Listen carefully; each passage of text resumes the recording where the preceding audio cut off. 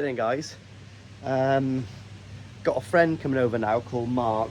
He's just made a lovely pond, but obviously it's a 350 gallon pond. It's really nice, but obviously he's had a little bit of a problem with the koi, because what's happened, obviously we all know that when you start messing around with koi, moving them from environment to environment, there's a massive stress on them. And I think he was describing to me the symptoms that he's getting, and yeah, I believe he's got fluke. So I've told him roughly how to do a scrape. So he's going to scrape one of the problem koi now for me to have a little look, and then I'm going to show him how to do it properly, well, as good as I know how to, and give him my old microscope because I don't use it. I know it was nice there to have a backup, but don't really need it, so I'd rather hand it over to someone to help him out, you know. Here we are then. Mark's just brought down a little specimen of a mucus scrape, but it wasn't very good. By the time it's got here, it's got quite watery, so I'm going to show Mark now how to do a proper scrape and to use this. So this is I think it's an APX practitioner. It's quite a good little thing. Do you know what I mean? It's just, obviously I was going to keep it as a spare, but I'll give it to a friend, to a fellow carp fisherman.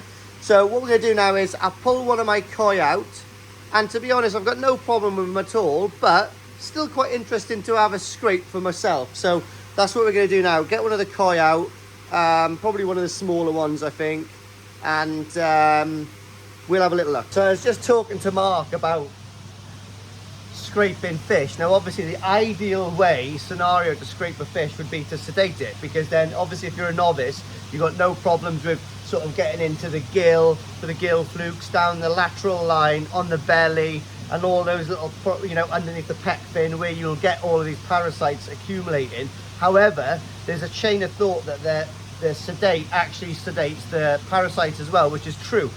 Not a problem if you're looking for fluke, because fluke are so big that you'll be able to see them even if they're just dormant. But smaller parasites like white spot and trichodina and all that kind of stuff, it's the movement which catches your eye to be able to see them. So yeah, so what we're going to do today is we're going to use, obviously always use a card. I'm using my BKKS card, right? Need to get a new one of these actually at some point, but always use a flexible card. Obviously I've seen people in Japan and experts just using the glass slide, and that's fine. You can use it if you know what you're doing, but for me and for a majority out there, I probably use a flexible card and then transfer the mucus from this onto your glass slide when you get in there. So I'm going to pull a koi up now. It's just going to be a lucky dip, but I'm going to pull one of the smaller koi up. I don't really want to annoy any of the bigger ones. Now, my koi really haven't got a problem at the moment, apart from the auto feeder's just gone off. So I might pull out, I think I'll pull out one of my Taniguchi fish from the mud pond event. Manageable size, and yeah, you know, if that one has a sad on or something goes wrong with it, it's not as bad as something going on with one of my prized possessions. Even though that's not a prize, that is still a prized possession. Let's get one out quick. Right, so here we are. This is the Koi Water Barns Grow and Show Sankey from this Barcelona bloodline. I'm glad I've taken this out actually, it's looking superb. What do you reckon of that, Mark? That was literally, oh mate, like, oh mate, that is, now then. Yeah, that's really nice, that's coming on good. Right, so what we're going to do is a scrape. Where have I put that card? In my pocket. So obviously, you know, doing a scrape on a fish would be easier if it was sedated, but obviously that's why we don't use any glass, because if you're trying to scrape a fish, obviously from the head towards the tail, so you don't displace any of the scales and all that kind of stuff. I suppose everyone that would know that. That's like sucking eggs, isn't it? But anyway, I would say where you want to do it is from just inside the gill plate down the lateral line, and then possibly a couple of scrapes through the belly as well. But easier said than done sometimes on these. Now this is a female. I'm really fussing this. This is a female, so might be a little bit easier than doing it with a male. But there's a nightmare sometimes. It's just so hard to do. Yeah, so what I try, I know you do. Well, you need 8 hands. So what I normally tend to do is just try to get the fish quite comfortable, get it settled, sort of like put my hand underneath it.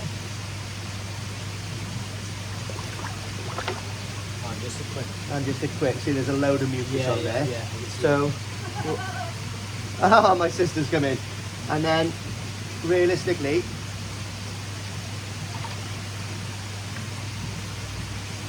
another nice one from the belly there. Quite professional then.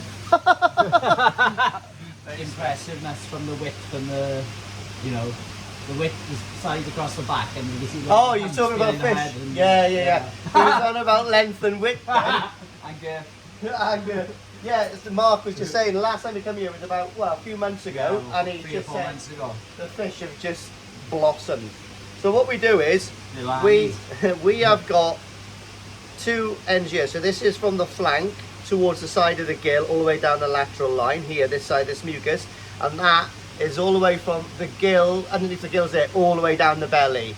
And the best way to get that is just, that's the easiest one to get. Just flip it upside down, sort of like mesmerizes them a little bit, and then boom, boom. But the hard one is getting into the gill. Now you can do a proper gill scrape as well, but obviously when you're looking for gill flukes and normal body flukes, the gill flukes will be situated just underneath the gill flap and come down. And more than likely, my experience is if you've got body fluke, you're kind of going to have gill fluke.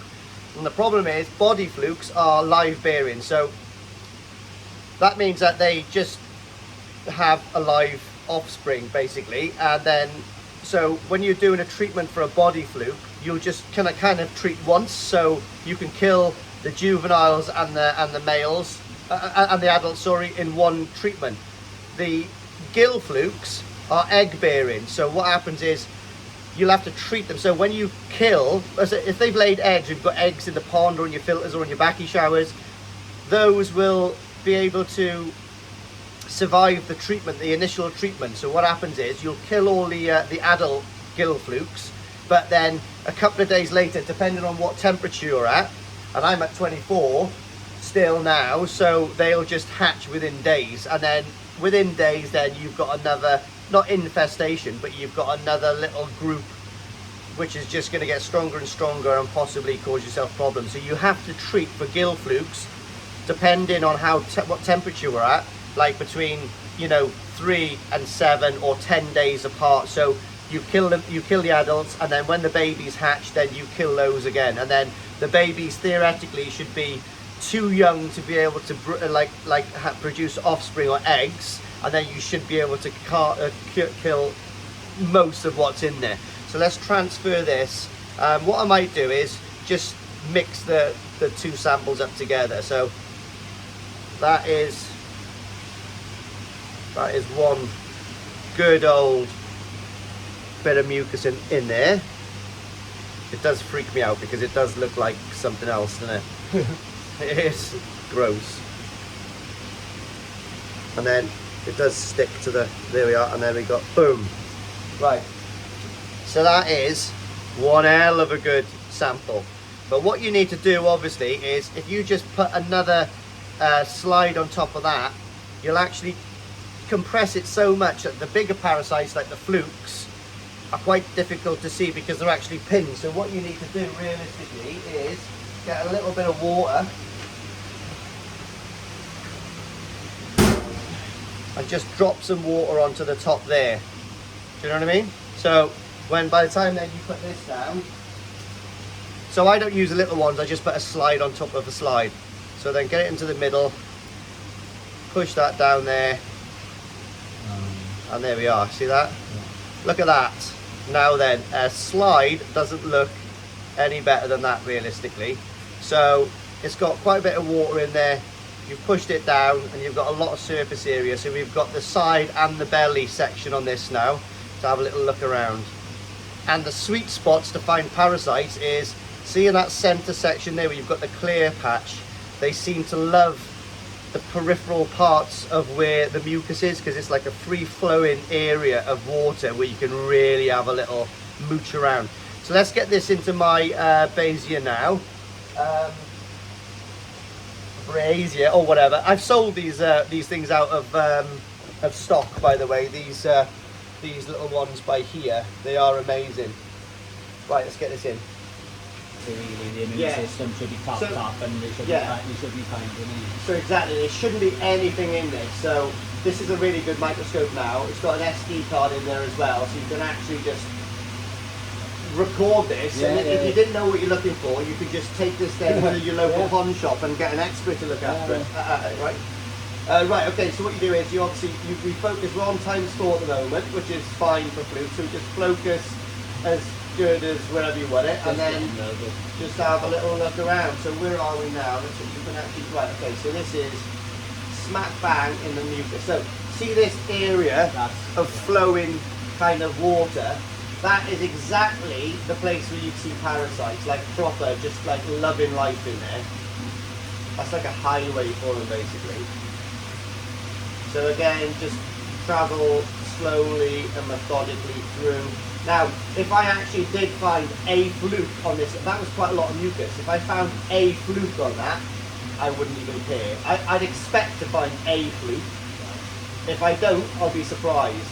Again, lots of people think these little black spots with a little hole in it they do look a little bit like white spot, but that is a dissolved oxygen bubble because of the size of it.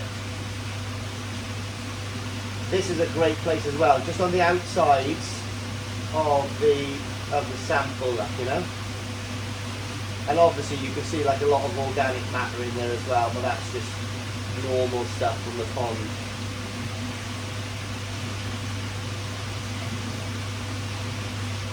This would be a great area to see it in here. And on this for the magnification, what sort of, have you seen a gill? Oh, you see a gill. What sort of size would it be in Oh, comparison to some you- of these, like that black Oh no, spot, you'd for see it. It would be.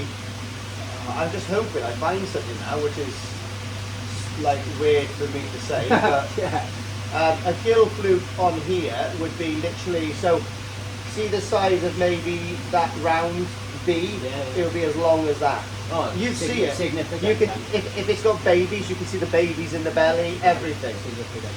What I'll do is, on this video, I'll actually upload a little video of a generic gill fluke and a body fluke. So a body fluke will look like, it'd be long, it'd look like a sort of like a worm, I guess, and it will have like a kind of a flat head on the top with loads and loads of like little hooks around it, and that's how it hooks on to the actual fish. A gill fluke will have two hooks on it basically, and that's how they hook on to the gills.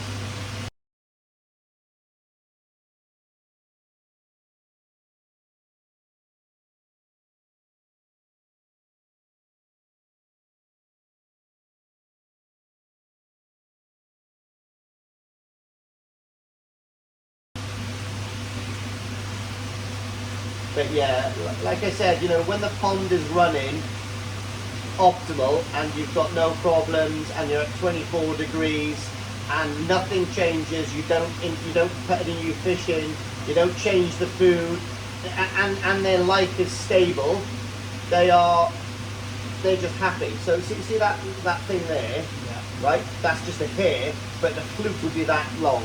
You'd see it as plain as that. But I'm a bit gutted now that there's nothing on here, but that. And then if you've got anything else, so if you've got Trichodina looks like a little round flying saucer that spins. It's bonkers, mate. You're like that. What is that? And because I can remember having that, that was the first parasite I ever had, and they're quite easy to get rid of as long as you know, go through the right processes. And then I have had, what else have I had? I've had Costia. Costia is very hard to spot, so Costia, you'd have to go down a size. What is that? You'd have to go down down the sides to zoom right in, get it to where you want it, and you'd actually look like this, and what you'd see is, excuse me, you'd see like little almost black spots with kind of, I think like, kind of like two weird like little tails coming off. But they're not tails, but they kind of weird looking little bits. And they just sporadically move everywhere. They're just like mad. They don't go in one direction. Yeah. They sort of just like, they haven't got a clue. It looks like a pisshead driving a car home, basically. And they'll just go everywhere. And then you've got white spot, which is another one, which is a very high magnification to find those as well.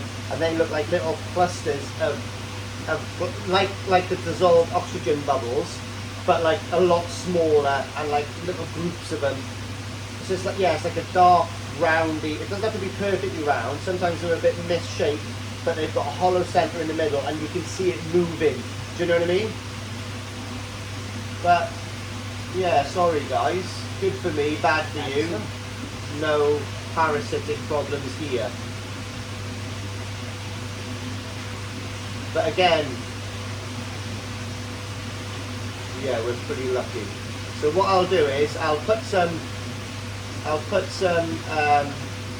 pictures of all the different kind of parasites on, if I can find them. Right, let's have a go over this side. May as well have a proper look. And it's always nice to stop it. These things are great because you've got the magnification and you can also do it yourself. And you can take a picture. So you can take a picture, oh, I've got no SD card in there, right? So you can take a picture and you can take a video and then put the SD card in your computer, load it up onto your phone and then send it to your local dealer or something like that. But apparently, I've done a review on this in the summer and Europe is sold out of them. So you can get these now. I didn't even get commission. I didn't even get a free bloody microscope. But anyway, yeah, that's good. So what we'll do is we'll use the same slide on that one, because I'm going to give this one to Mark now. Obviously you're not going to have the view of this, but what I might do is stick the lens on that and you can just about see through it. Yeah, so I'm... Technology came along and stuff in it. Yeah, so this one is, like I said, it's you've got like you're moving the plate left and right here. You've got your focusing here, your fast focusing and your fine focusing. Oh, there's two, is there? Yeah, and your different magnification at the top. Like I said, it does the trick, but it's just not very comfortable. Oh yeah, I can see. But then, you know, that's 3 times less expensive than that is, or maybe 4 times, I don't know. Yeah. You are gorgeous, Mark, by the way.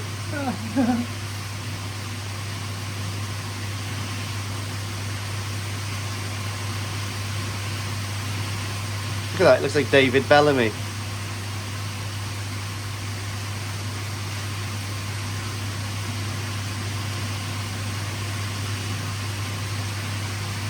Garden, guys, not the best view in the world, but that is the kind of view that you would have inside of this APX practitioner, is it? I can't remember. But anyway, you know, very taxing on the eye. But also that's very taxing on your wallet. So you know, you've got to give and take. You've got to get what you can get and what you can afford. Yeah, so we've just done this straight now. Nothing in it. Lovely jubbly. So Mark's going to go home now and do the same as what I've just done with his fish. He's got a few fish just showing some symptoms, and his pond parameters are good. Obviously he's got a brand new pond. It's a really nice pond as well. It's running on a Nexus 300, isn't it? Yeah, Nexus 300. Nexus 300. A couple of backy showers. It's really nice. And if you go back on my video a few months ago, I was down there and had a little look at it. But obviously the stress of moving the fish from their natural environment that they've been in for ages into this one, even though it's a step up in technology and comfort for them, it's still a stressful thing, isn't it? Do you know what I mean? So they've obviously, yeah, new pond syndrome. That's what it is. I suppose it's not just it's not just pond parameters. Obviously, you know, you're going to go through this as well. So I suspect probably it's going to be flukes because they're the most common thing at the moment. And treatment-wise, what we just talked about, obviously for flukes, always do a really good clean of your pond, purge your bottom drain, bubble your nexus as much as you can, and then hit it with a nice PP treatment. You can go, I suggest everyone go for the manufacturer's guidelines, which is 6.8 grams to 1,000 gallons. It might work, but anyway, you know, like, yeah, obviously I think everyone that's in the industry that's been doing it a long time knows that that amount of product PP doesn't really do much. Obviously PP is a very, very dangerous treatment. It strips oxygen out of the water, and especially if you're at 24 degrees, obviously the oxygen content in your water would be really low compared to what it would be at 15 degrees, for instance, right? I can't quite remember all of the theory about that. So if you do treat with PP, obviously always treat when you can be with the pond, because obviously the pond, when you put the PP in, it will act on the pond when it's purple for probably about 3 or 4 hours, and then it normally neutralizes itself because it's used all its energy up combating whatever's in there, and then it normally goes brown, and then that's the end of the treatment. I normally, if I've got a fluke problem, I'll normally stop feeding the fish for 24 hours before the treatment. Clean the pond, clean the drains, clean the nexus.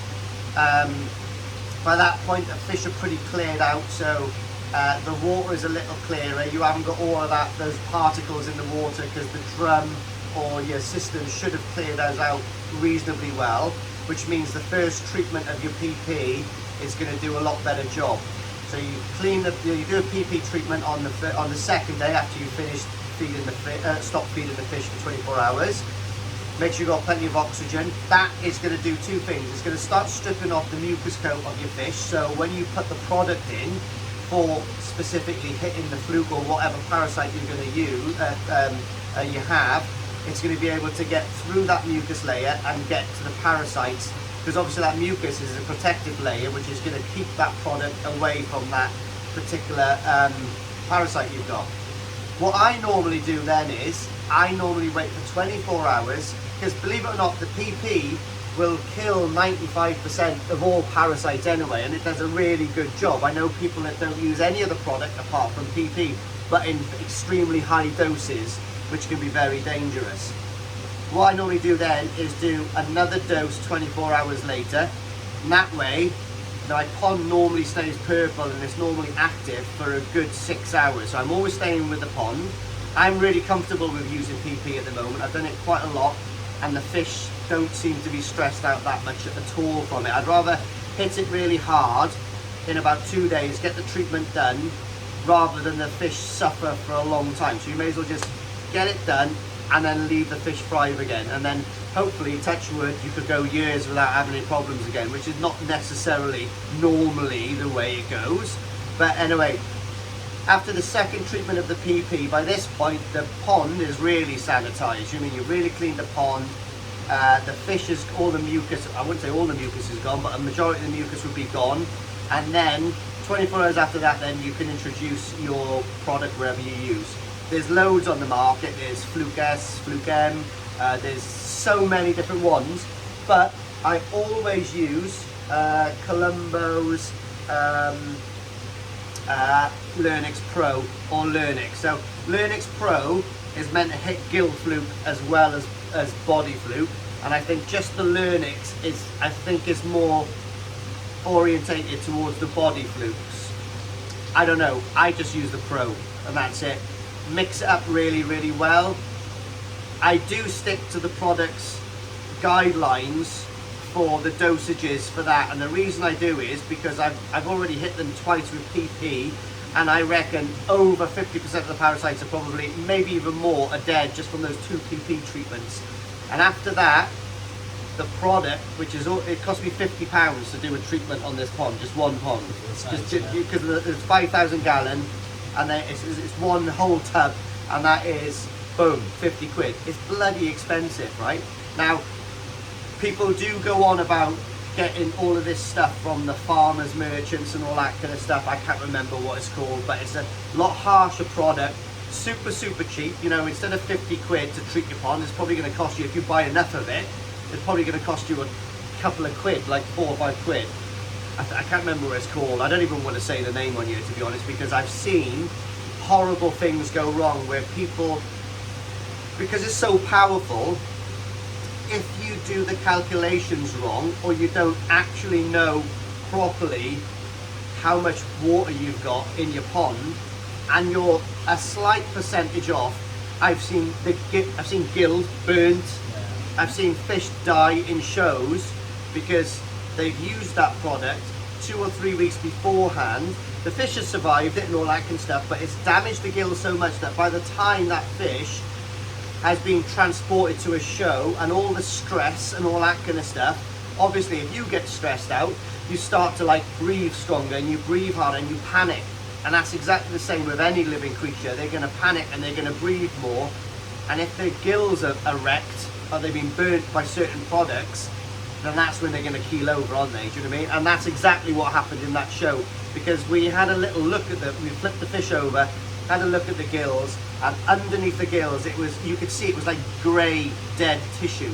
And the only thing it could have been was the chemical that was used on it a few weeks beforehand. So that's it. And I've seen that with my own eyes, so I never use that.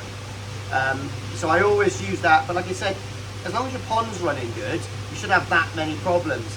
Yes, you can come back from work one day and your air source heat pump is gone down, or you've had a power cut and you've dropped a few degrees and then you've got to pull it up. That's a stress. It's not really your fault, but it happens. So that's another consideration. But anyway, yeah, after that, what I would do then is, after the treatment, 24 hours after, give a scrape, have a look. If you've got flukes and you've done the business, you'll have loads of dead flukes on that scrape. You could see them. They're still there, they're stuck in the mucus, but they're dead. That'll all be shed off and they'll be gone. But again, you've got to make sure you haven't got gill fluke, because if you've got gill fluke, depending on what temperature you're at, and it will say on the product's packaging how many days after that you should retreat. On the retreatment, would I do a PP treatment? Because obviously you've done 2 PP treatments again before the second treatment. Mucus can actually form quite fast on a fish if they're trying to protect themselves over something. So I probably do 1 PP treatment. This is just my theory. I'd probably just do 1 treatment if it's a week apart, and then hit it with the product again. And then after that, if you've done it properly, you shouldn't have them. Every time I've treated for flukes, done it that way, I've never had any fatalities, and I've never had any flukes after that. I've always got rid of them. I know a lot of people pull their hair out with flukes because they can't get rid of them. Some people have been keeping flukes for 12 months this year because they can't get rid of them. Spent hundreds and hundreds of pounds on products and just can't get rid of them. And I seriously think it's the pre-treatment. It's not the product that's not working. I don't think they're cleaning their pond diligently enough. I don't think they're doing a proper pre-treatment with the PP, and that's what I think is happening. Because the product works, I know it works because it works for me. So if it works for me, it should work for everyone else. But I think it's just that pre-treatment, because people think it's like, you know, oh, this will kill flukes. They can just mix it up quick and chuck it in the pond, but it doesn't work that way. Do you know what I mean? You have to do certain steps to make that as effective as you can. Yeah. Yeah, another parasites is a parasite, so there's a different treatment. But the pre-treatment with the PP is normally always the same. I've done that with, but saying that, you know, I think when I had Trichodina, I didn't even use any other treatment. I just done a PP treatment and it was gone. Right. And it's the same with Costia. I didn't have to use anything else on that. I just done 2 PP treatments, scraped, gone. Right. Flukes, they're quite tough. You could probably do a couple of PP treatments if you're lucky enough, and they could go. But yeah, they're normally quite persistent. I mean, they do stay on. I think the pond's always got flukes in there. The shower, that backy house media, any kind of media that's got pores in it is going to hold parasites. And to clean that media properly, you'd have to put it in like a pressure cooker. Do you know what I mean? Not cook it, but you'd have to put it in a pressure system to push all of that into the pores. Because at the moment, if the shower's on, obviously the treatment's going over it. but I don't think a lot of the treatment penetrates it enough. You wouldn't, because it'd be already saturated. It's with water, saturated. so it'd be touching the surface. And then just going off. Yeah, exactly. So I think if you really did want to clean that, you'd have to sort of pressurize it somehow. Or take it out and soak it or something. Or take it out, soak it. There's another, if you think that, actually this is like I got told this by someone really knowledgeable, that if you think it's more the pond that is harbouring the parasites and is the problem, i.e. with the backy shower and the media, maybe you've got a gravel filter and all that kind of stuff, what you can do is evacuate the fish, set up a temporary pond, like in a big vat, so you can leave the fish out for a few days. Obviously set up the filtration system and all that kind of stuff, kind of similar to how the shows run, trickle in, trickle out, whatever. And then you can hit the pond with whatever you want, because nothing's going to die in there. You can hit it, and if you think that's a problem, you can really slam it. Obviously, it's gonna damage your biological filters and all that kind of stuff. But knocking them back a little bit for the greater good to save the fish, obviously, is a great idea. Again, what you can do, if you think the fish is more of the problem than the pond, and maybe it's localized to 1 or 2 fish, then you can just take those out and treat them on their own. Like, I'm a great believer in a PP bath.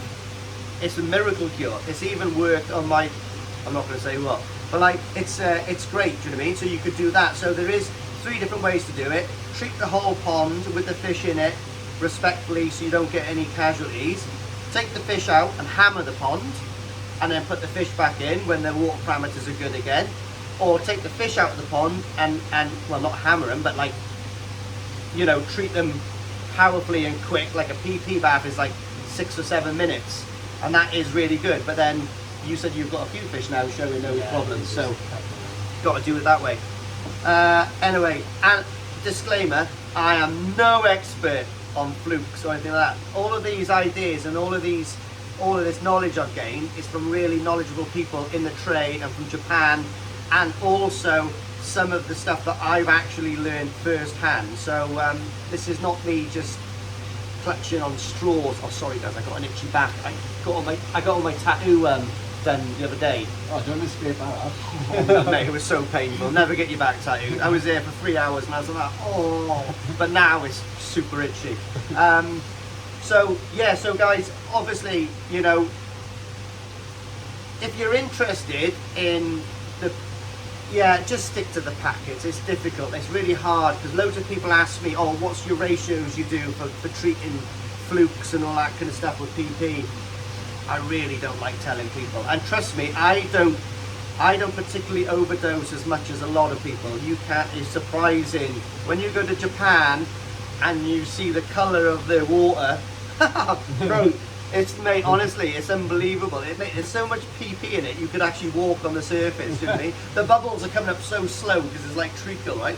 So I think as long as you've got enough oxygen in the water, that the PP treatment can be relatively harsh, but like it's just such a dodgy treatment. Like, you know, you haven't got enough oxygen in that water and you are in trouble. And you should never do a PP treatment unless you've got enough hydrogen peroxide to neutralize it instantly. Now, I used to use hydrogen peroxide after every PP, so I do like 4 hours and then introduce hydrogen peroxide even when the water was brown, because I thought that's what you do, because it does clear the brown up a little bit. That's what I read. Yeah, but hydrogen peroxide will strip more oxygen out. It's really bad for the fish, right? Apparently, that's what I've been told. So now what I do is I'll do a PP and I'll just leave it now, and it normally stays like purple for like between 3 and 6 hours. Or no, actually between 2 and 6 hours, I guess. And then after that, then it just goes brown, and then about 3 days later, the water's crystal clear. And I don't think it knocks the filters that much. It does knock the filters there and then, but I know Jasper from EA, he's obviously a right guru when it comes to water, and I've heard him say that it does knock your biological filter for the first day, but all that brown scum that comes up from all of that matter dying and being all congealed together, that goes back into it and it's like fast food. And it actually, when I'm doing water parameters and I feed all the way through the treatment, because sometimes I'll just keep feeding through the treatment and I'll just do it normally. If I haven't got a massive problem, I'll just keep feeding. I won't stop the feed, and they feed, ignore, even when the water's purple, they're just coming up for food. They don't mind, right? So I'll do the water parameters before and after, and I got no nitrate or no ammonia spikes or anything like that. So that proves to me that it actually doesn't knock the filter that much at all. So, but you've got to get rid of them, and that's it. So you said before you stop feeding 24 hours before Yeah. the initial, the first Yeah. PP, yeah? Yeah. And then what would you do during those, you said the PP Yeah, for so 2 days then? I wouldn't feed them for about 4 days then. So Yeah, you I, don't feed them during the treatment yeah, not at all, process. until they're out of the other Out side. the other side, you know? and then maybe 24 hours later or something. Yeah. No scientific reason why I do that. I just think it's probably better just to clear everything out. The water's cleaner, obviously, for the PP to do its job. The drum's working less, so Yes. that you're using so much water. So it just makes sense to me not to feed them for a little bit. It's only 3 or 4 days, and then it's good, and then just get them on again. Yeah. But that's only if I've got a real problem and I'm really worried. If I sort of like, if I now done this and I found 3 or 4 flukes on that slide, but they're not showing any distress whatsoever, I'd sort of go, oh, okay, so tomorrow morning I'll do a PP treatment. But I wouldn't stop feeding them because I'm not really worried about them. If I was, like when I came back from the National and I had a few raised scales and I was convinced that I had white spot in there, I didn't find it, but all the symptoms was white spot, and loads of other hobbyists that went to the show, because the temperature fluctuations, all had white spot. So just because I couldn't see it, I was convinced it was in there. So I treated for it, and stopped feed, and I done it properly because I had a bit of a panic on because there was raised scales and there was issues going on. But that's the reason why I stopped. But oh, lovely parasite talk just before Christmas. Anyway, oh well, there we are then, guys. That's Mark gone now with his new microscope and his new little bit of limited knowledge I've given him. So yeah, he's going to do some scrapes when he gets back, well, tomorrow now, and start treating the pond. But yeah, certainly don't take my advice as gospel. Obviously, maybe, you know, before you do anything yourself, it's always good to get a good couple of different advices from different angles. But anyway, that's what works for me. Yeah, a few people have mentioned it already and contacted me about the Christmas mug. What I'll do is I'll put the Christmas mug on here now.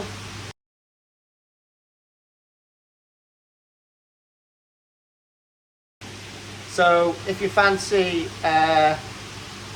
the new Christmas mug with the elf on a koi, the big cartel page for Sean, my mate, is going to be on there now, and they should be available straight away, really. So yeah, fill your boots. Yeah, cool, and hope everyone has a nice Christmas. But I'll probably do another one before Christmas anyway. Lovely.